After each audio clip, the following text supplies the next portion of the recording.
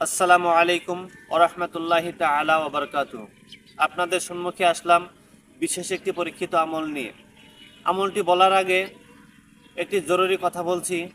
যদি আপনারা আমার চ্যানেলে নতুন এসে থাকুন তাহলে লাইক করবেন, কমেন্ট করে দিবেন, সাবস্ক্রাইব করে দিবেন, যাতে সবার আগে আপনার মোবাইলে আমার ভিডিও পৌঁছাতে পারে।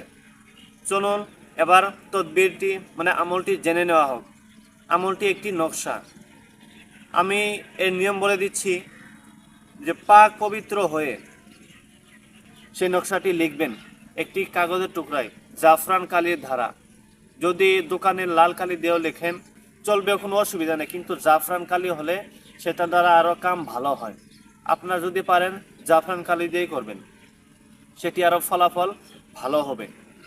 সেটি লিখে নিয়মিতভাবে লিখে তারপরে একটি তাবিজের খুলে ভরবেন। তাবিজের খুলে ভরে মোম দিয়ে ভালো করে সেই কবচটির মুখটা ভালো করে ভরে নেবেন। ওই তাবিজটি তখন গলায় রাখবেন বা ডাইন হাতের এখানে বাজুতে রাখলেও চলবে। এটা করার উপকারটা কি, যে যত কিছু হাওয়া বাতাস, খারাপ হাওয়া বাতাস, জিন ভূত প্রেত পেতনি এগুলো থাকে বিরত থাকবেন। ইনশাল্লাহ আল্লাহ আপনাকে হেফাজত করবেন। আপনারা বর্তমান যে নকশাটা স্ক্রিনে দেখতে পাচ্ছেন সেই নকশাটা হলো আল্লাহর নাম দিয়ে তৈরি করা। ইনশাআল্লাহ আল্লাহর উপর যদি ভরসা করেন আল্লাহ নিশ্চয়ই সাহায্য করবে।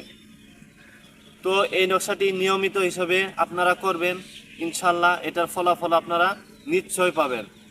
পরবর্তী আরও কোন ধরনের ভিডিও লাগে আমাকে কমেন্ট করে জানাবেন, আমি সবগুলো কমেন্টের উত্তর দেওয়ার চেষ্টা আমি করব। আসসালামু আলাইকুম ওয়া রাহমাতুল্লাহি তাআলা ওয়া বারাকাতুহু।